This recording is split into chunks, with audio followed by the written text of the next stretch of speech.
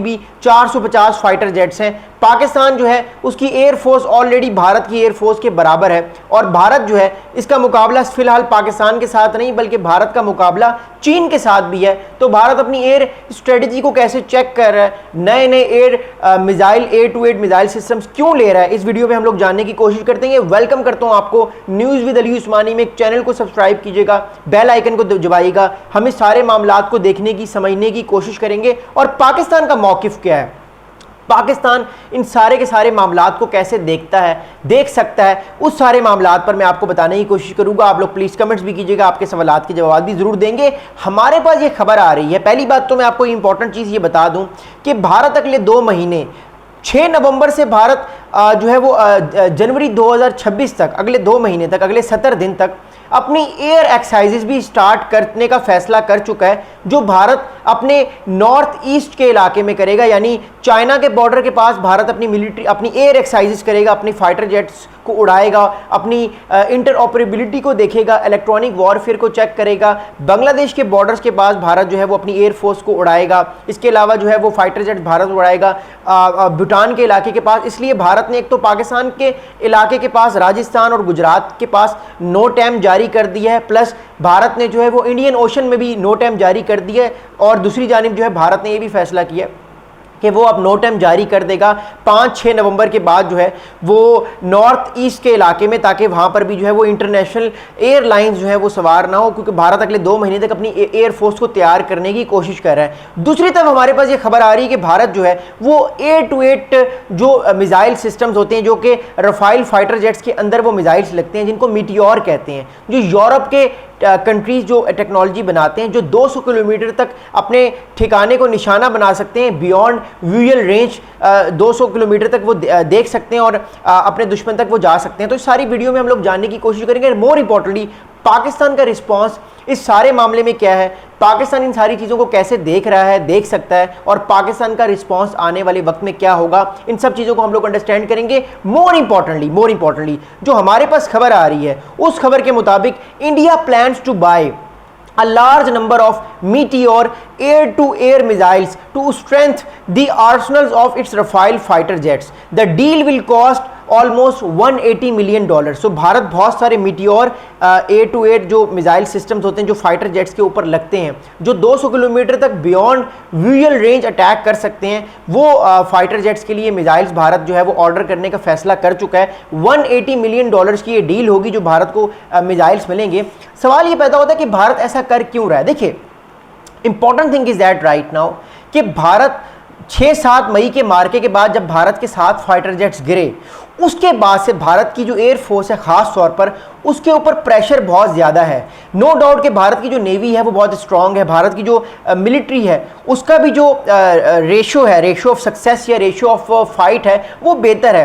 But Bharat की जो air force है वो पिछले 7 साल में नाकाम नज़र आई है। वो पिछले 7 साल में वो डिलीवर कर नहीं सकी जो डिलीवर वो करना चाहती थी।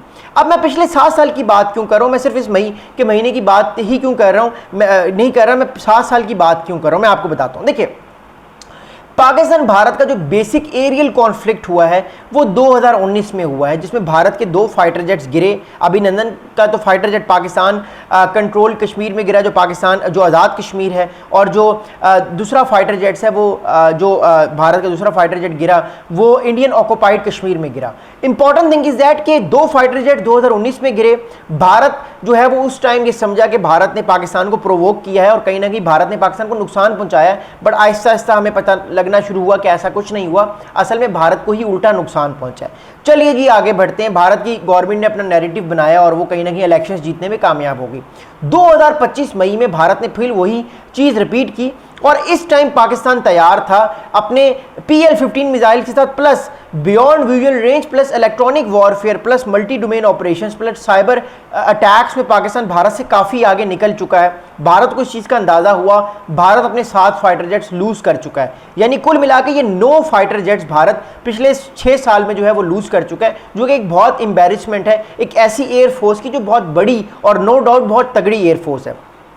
इस चीज़ को बेहतर करने के लिए भारत ने ये फैसला किया है कि वो अब रेगुलर अपनी इलेक्ट्रॉनिक वॉरफेयर की एक्सरसाइजेस करेगा, खास तौर पे जो इंटीग्रेशन होती है सारे सिस्टम्स की, जिसमें एयर डिफेंस, जो सैटेलाइट्स के इमेजेस, फाइटर जेट्स, ये सारे इंटीग्रेट होते हैं वन गो में, ताकि इन सारी की सारी इंफॉर्मेशन क्विकली जो है वो शेयर की जाए सारे डिपार्टमेंट के साथ। इसको कहते हैं इंटीग्रेशन। तो ये इंटीग्रेशन जो है इस टाइम भारत इसमें इतना पाकिस्तान से काफ़ी पीछे है, पाकिस्तान से बहुत आगे है। मसला इस टाइम इंडिया के लिए ये है कि जो भारत का फाइटर जेट्स हैं वो वेस्टर्न फाइटर जेट्स यूज़ कर रहा है, जबकि डिफेंस सिस्टम भारत का जो है वो मोर इंपॉर्टेंटली जो है वो रशिया का है। सो इतनी सारी जो है वो चेंजेस की वजह से जो है वो इंटीग्रेशन सिस्टम्स की इतनी आसान होती नहीं है। दैट्स वाई भारत को प्रॉब्लम्स क्रिएट हुई हैं और वो कोशिश ये कर रहा है कि किसी ना किसी तरीके से प्रॉपर तौर पे वेस्टर्न इक्विपमेंट्स पे रिलाई करने की कोशिश करे। बट अगली बात सुनिएगा, जो सबसे अहम बात है, अगली अहम बात इस सारे मामले में ये है कि भारत अब डिसाइड कर चुका है कि वो इलेक्ट्रॉनिक वॉरफेयर में पाकिस्तान को बीट करने की भरपूर कोशिश करेगा।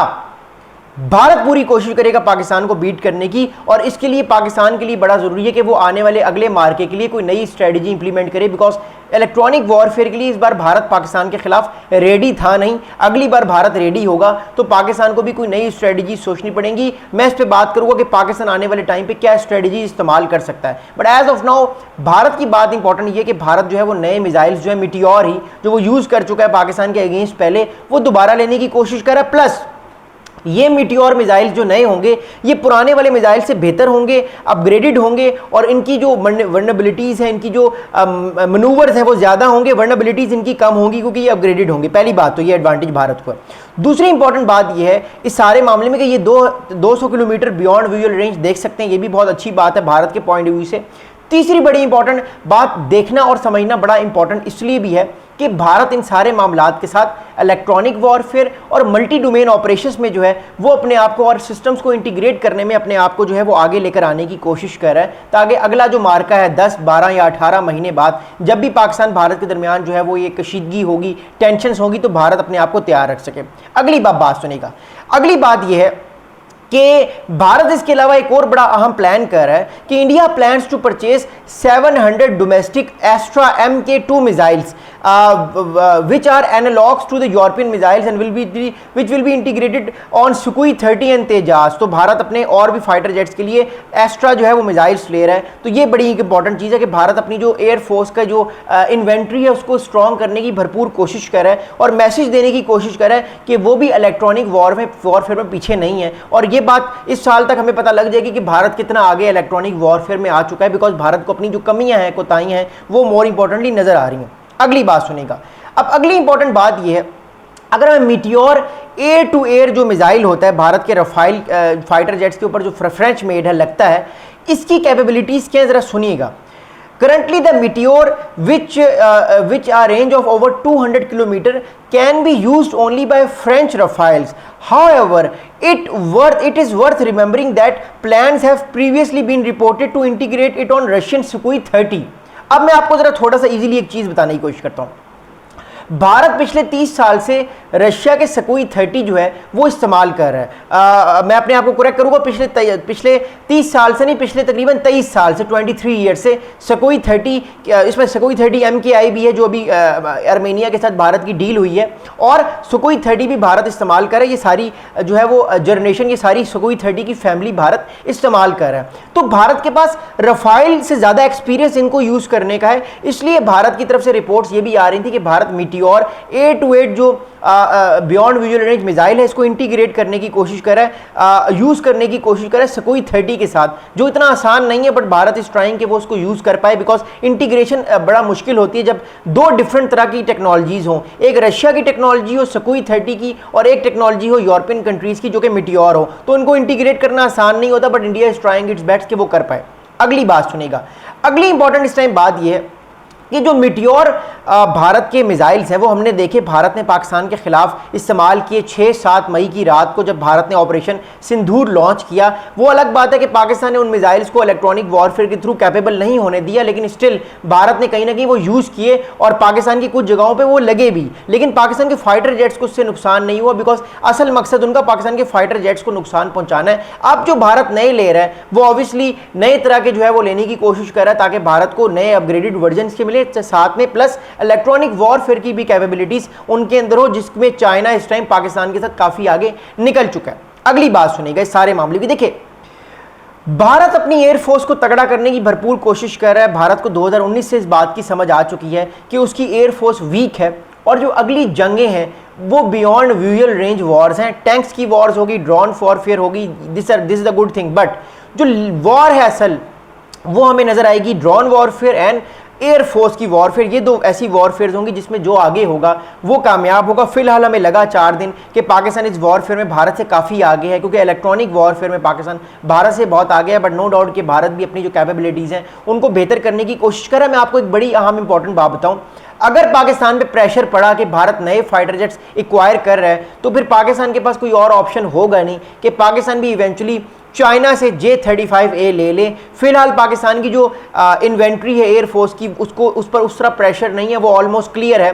25 स्क्वाड्रंस पाकिस्तान के एयर डिफेंस के लिए काफ़ी हैं। लेकिन कल को अगर भारत अपने 4 या 5 स्क्वाड्रंस अगले 5 साल में बढ़ाता है, 150 से 200 फाइटर जेट्स लेने की कोशिश करता है, या अगर 100 फाइटर जेट्स भी भारत ऐड करता है, तो फिर पाकिस्तान को भी J-35A लेने की तरफ जाना होगा, ताकि पाकिस्तान के पास भी स्टेल्थ टेक्नोलॉजी आए और भारत को पाकिस्तान कहीं ना कहीं बीट करने की कोशिश करे। बिकॉज पाकिस्तान की भारत के साथ ऑल हमेशा एक पैरिटी रही है। कभी भी भारत पाकिस्तान का जो गैप है डिफेंस का, वो इतना ज़्यादा नहीं हुआ कि पाकिस्तान भारत को नुकसान ना पहुंचा सके। हमेशा जब भी लड़ाई हुई है, भारत ने पाकिस्तान ने भारत को ज़रूर नुकसान पहुंचाया, जिसका आपने इंप्लीमेंटेशन आपने मई के कॉन्फ्लिक्ट में देख लिया। बट मोर इंपॉर्टेंटली भारत जो है, इसमें भी कोई शक नहीं कि अपनी जो एयर फोर्स है उसको स्ट्रॉन्ग करने की कोशिश कर रहा है, अपनी जो एयर फोर्स है उसको तगड़ा करने की कोशिश कर रहा है, ताकि अगले मार्के में भारत तैयारी करे पाकिस्तान के खिलाफ। जबकि पाकिस्तान जो है वो भी कोशिश कर रहा है कि अपने J-17